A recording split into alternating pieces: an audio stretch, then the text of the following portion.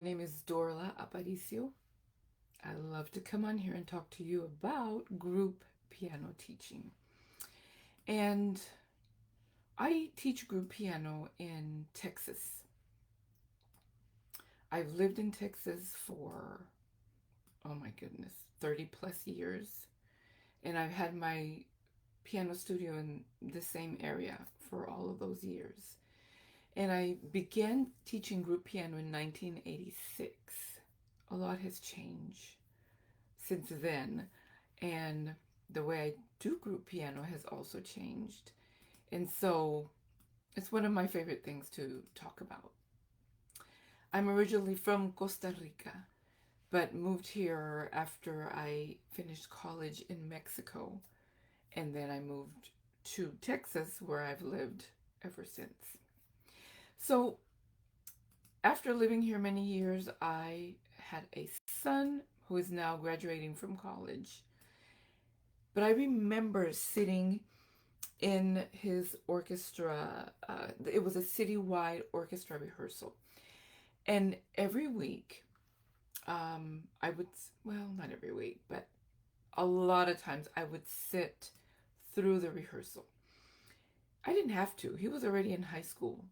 But I just was always fascinated by all these young not magicians, musicians coming from different parts of the city, all around the Metroplex, to make music together for 3 hours. So the conductor would greet the students. There were maybe a few announcements, and then they would begin to play, and stopping once in a while to refine the passages of music. So, what made it possible for these young musicians to play together during rehearsal? The conductor was not teaching them their part.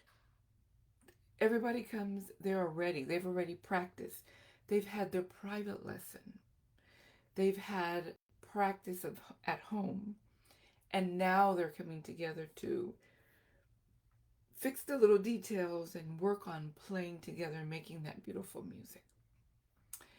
That is not the case with recreational group piano class. Teachers have the task of teaching to play the piano, teaching technique, teaching students how to practice, teaching theory, and then students, we want them to play an ensemble. And of course, you want your classes to be engaging. That's a lot. That's a lot that we have to do as group piano teachers. So, our topic today is about balancing the teaching components to ensure that we have a balanced curriculum that meets the needs of all the students. So, during a 60-minute lesson for students ages 8 and up, I provide the following components: scales and technique, music theory, learning a new song or new repertoire, practice time, we play in an ensemble, and we play a game most of the time. So that's 6 different components there. In addition, my students learn solo pieces, they take assessments, and participate in recitals. It sounds like a lot. It is a lot if you don't have a plan and a framework. That's the only way to make it happen, is to have a long range plan. So this is similar to what I was talking about in day 1, to have a vision. You need to know what you want to happen, and then every step you take needs to be geared toward that vision.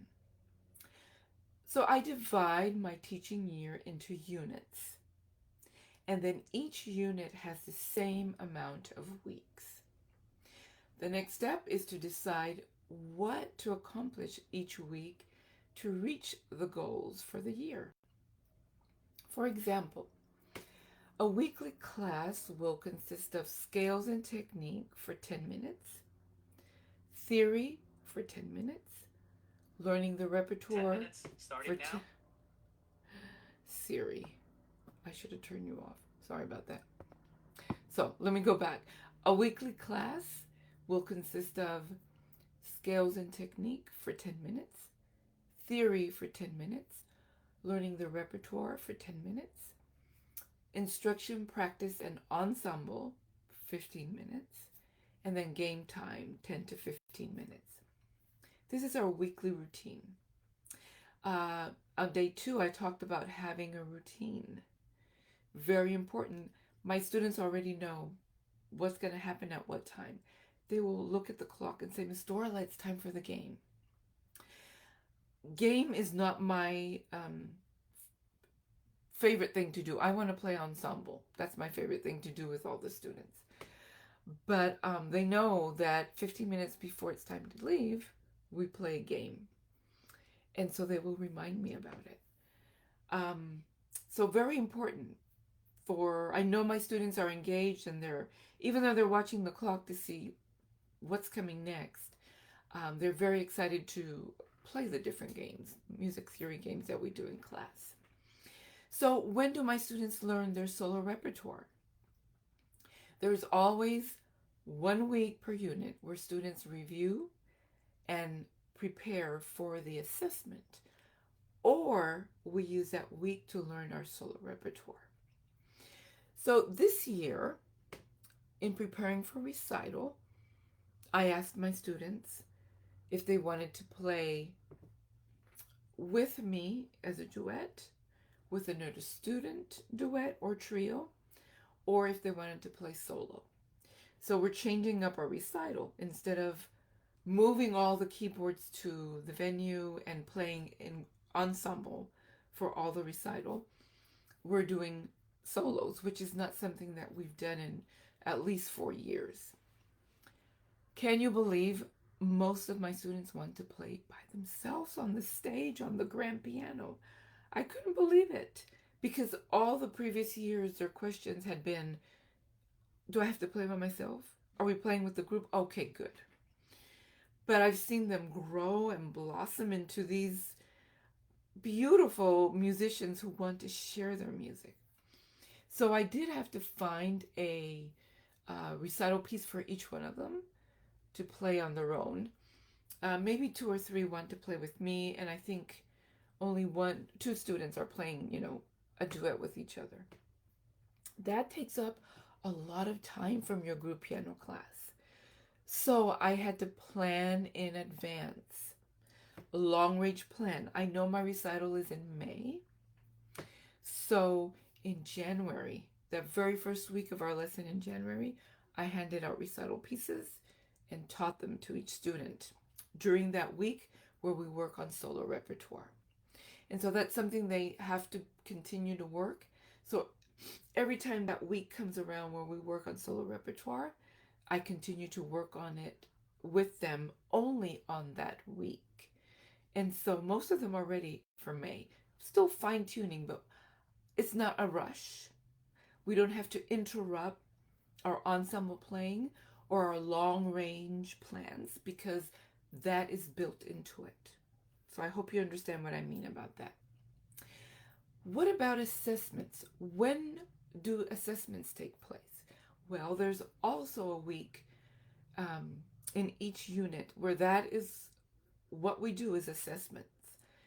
This is when I give a sticker or I check off a song, or when I expect them to be prepared to play for me. If it happens in another week where they know it and we have time during class and they want to play a song for me, of course, they can do that. But I like to reserve a specific week for that. That is where I grade, when I grade their scales, the 2 repertoire songs that we learned in this unit, and we do a theory test. So the theory that we've been learning in this unit and a review of what we did before, all of that is going to be on their theory test. We have reached a place where test day is not scary anymore, because they know they've been preparing for it as we go through each unit and each week. So it is possible to balance your curriculum if we have a long range plan, if we have a vision of what we want our group lessons to look like. All right, let's recap. You want to create a vision for your group lessons. On day 2, we talked about developing cohesive and engaging group lessons. And you want to do that by having a routine, using multi-level ensembles, and focusing on individual needs. Then yesterday, we talked about adding a new student to an already established class. So if that opportunity comes up that there's a new student that wants to join, we don't want to have to say, you need to wait until next semester. Let me put you on a waiting list. If you have space in that class, yesterday's video told you how to add that new student. And I'll just remind you, use multi-level ensembles. If that student is a transfer student, use an easier level for them to play on that first class. And number 3, if the student is brand new and knows nothing about piano, then label their piano to help them be successful. And lastly, in order to balance all the components of a curriculum, you need to create a long-range plan where you can incorporate the needed steps to reach your goal. All right, tomorrow I will share with you the many questions that have come in via email and messenger about Piano Pyramid Academy. I want to also show you how you can leverage Piano Pyramid Academy, leverage that membership so that it can be of support to you, and tell you about the resources that we have. And one more thing I need to remind you about is that Piano Pyramid Academy is already open, but only at that early bird pricing is $125. After April 5th, the price of the curriculum and the price of the membership will also increase. Now, our membership will still be just you pay once to join the membership. Why? Because I want you to have access to all the video training where I teach you how to do all the things I've been talking about this week. I want to show you how to do it. And then that's the only place you have access to purchase the curriculum. And once you're a member, you can go to the store and you don't have to buy the whole curriculum. You can just buy whatever you need. Okay? There's different pricing there, and you get a 20% discount once you're a member. And also, we have office hours. So we will be able to give you a calendar. These are the days that we have office hours, and we'll have a one-on-one conversation so that we can help you build the vision and the group piano lessons that you want for your studio. I'll see you tomorrow. Tomorrow, Friday, we meet at 1 o'clock if you are watching the live. If you're watching the replay, it doesn't matter because you'll just watch the replay. Bye-bye.